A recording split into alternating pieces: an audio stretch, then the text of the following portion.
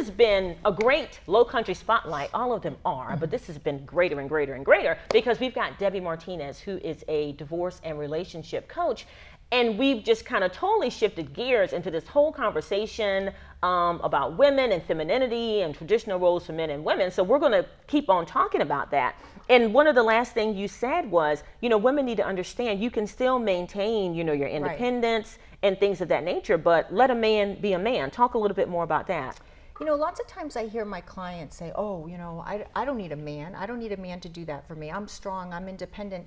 And I'm like, yeah, but you're also a woman. Mm-hmm. Act like a woman. Yeah.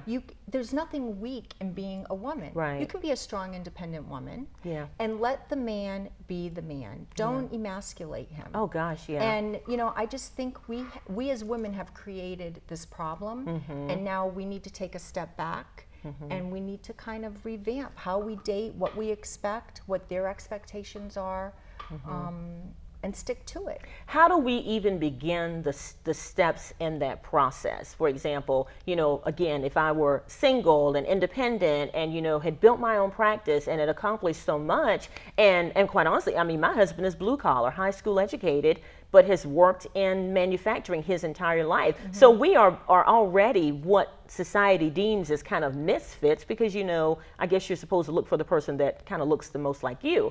And in some ways, I had to say, this is the man that I believe that God has sent me. Right. And, I need to change some of my behaviors. But how do you recommend? First of all, there's no supposed to. Okay.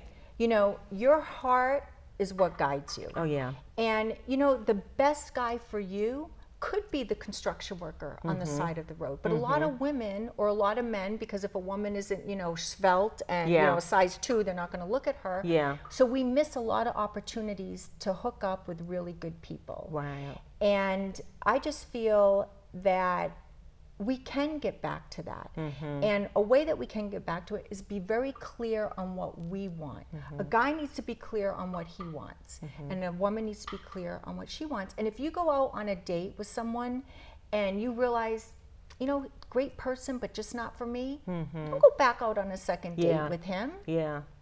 Be true to yourself.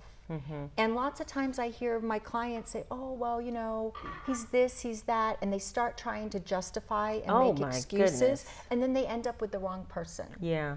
And then they end up staying in the relationship longer because they don't want to hurt the person, they don't know how to get out. And I see that with men and women alike. Mm-hmm. Be true to yourself. And if you want someone different, if a guy says, listen, I really want marriage material. Yeah. Well, then don't go out. And you're 56, don't go out with a 25-year-old. That's not marriage material. Yeah, for that's you. just, we're just having fun. Gee whiz. That's arm candy. Yeah. Well, how would you advise, we have friends that come from all levels of the stratosphere, mutual friends. How do you say to someone, well, maybe what you're doing is kind of not working and maybe let's try this? How do you, because I think it's a delicate conversation that you got to have with someone you're close to that says, you've done 1, 2, 3, 4, 5, and all of them have blown up in your face.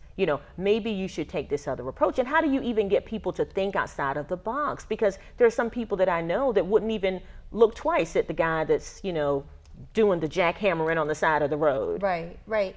And it's basically saying to the person, what is it that you really want? Yeah. Have you really thought about what you want? I tell my clients to go home and make a list. Okay. And it's not your checklist. It's a list so that you have in your mind, if you want a Christian man, then when you see on Match that he's an atheist and he's like 6 foot and he's gorgeous and he's a star athlete, but you don't want an atheist, you want a Christian man, don't go out with him because he's good looking. Well, let me just say this, but he's an atheist. I can change him. I bet that's what some people think. Well, and I'll tell the 50-something-year-old woman that's telling me she can change a 50-something-year-old man, do you really want a project? Right. At your my age, gosh, you're do you great. really want a project? Yeah. And that's a project. Wow, that's exactly what it becomes. But why do you think we do that? Why, we're talking about women, let's talk about men. Why do we do that? Why do we see this thing that we know full well is not what we want at the end of the day, but we're still willing to dive in with both feet? I'm going to tell you why. Because We want that fairy tale. We want that story. And we're going to make it happen no matter how, but we're going to make it happen. So we constantly try to take that round peg and put it in that square hole. We know it's not going to work, but we want to make that person fit into our story for whatever reason. You know, maybe it's because he looks like an old boyfriend that we never really got over. Or maybe, you know, he's got a great job and we want that financial security, but everything else about him isn't fitting for us. We want to make it happen. We've written our story and we want that person to fit in it. And people have to be very self-aware and say, you know what, that's not the person for me. And if that's the fundamental issue that causes people to get in these horrible relationships, and then they don't need you for coaching for dating, they need you for coaching for divorce. How do you address that thing in people that would cause them to do that? What advice do you have for someone who hasn't? So they don't go back down that path. Exactly. What do you tell them? You know, so many times, and all right, let's take men. They'll come into my office right after divorce. Yeah. I want to get back into the dating world. Yeah. How do I do that? And women come in and they're like, you know, I need to heal a little bit, but I really want to find a guy. And to both of them, I say, listen, you have to take some time for yourself.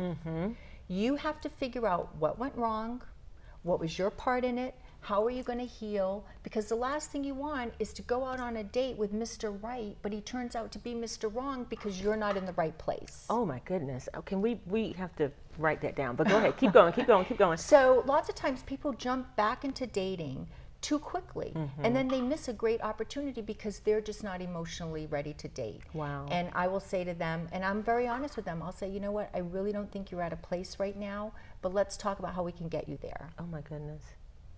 And I know that you've had tons of success with that, because I think what I'm getting from you is it's all such common sense. It's common sense that you apply to every facet of your life. But when you're emotional and Yeah. your heart is broken, Oh my common goodness. sense is out the window. Yeah, You know? yeah. It's Well- very difficult for someone to be logical when their emotions are all over the place. Yeah. Well, and we've kind of come full circle, and you brought me this wonderful mug that says, just when the caterpillar thought the world was over, it became a butterfly. Explain that in your own words. Tell me what that means and what that means to people that you help. When I went into divorce coaching, right away I wanted my logo to be a blue butterfly, because a butterfly is transforming. Yeah. It's transformed from a caterpillar, which is ugly, to this beautiful butterfly that can fly out there and have wings. And so just when the caterpillar thought the world was over, you know, he's ugly, he wraps himself in this cocoon, and all of a sudden, he doesn't expect it, but he pops out this beautiful blue butterfly. Wow. And that's how I view people who come into my office. They're the caterpillar, and it's my job to get them to be that butterfly and give them the wings, and then they can soar. And Wonderful. be beautiful. That's great. What an awesome conversation. I know, Girl, I could love talk to you this. all day long. We've been talking to Debbie Martinez, who is a divorce and relationship coach. She is going to be coming back to Low Country Spotlight, so be sure to check her out. We will have all of her contact information on our Facebook page and give you her web address. So make sure you check her out. And we've got more Low Country Spotlight next week. So have a good week.